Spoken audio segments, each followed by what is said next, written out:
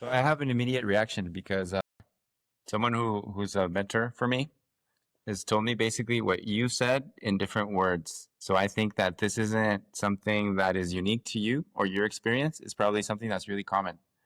And the story of my mentor, he has a family, he has a couple of kids, successful dude. His wife is a professional, makes a bunch of money, like they're not struggling for material needs. But he told me one time he was sick and he had to go quarantine because he didn't want to contage, his kids and wife. Mm. And he was just feeling shitty.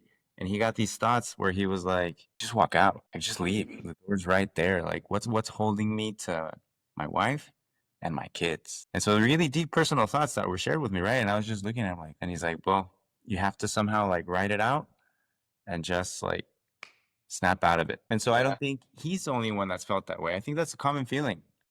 A lot of what you described and taking it back to the herd, I think is a result of violence that we've just normalized. Like, I think it's very violent for any individual to have to come to an agreement on the market for what their hour or time is worth, personally. And so that I find demeaning.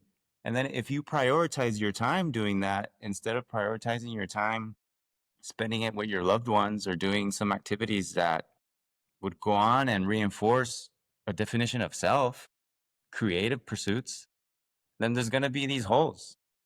And so, in a way, I think that a lot of what you set up, Gian, is a very healthy and normal response to a very sick society that we live in my opinion.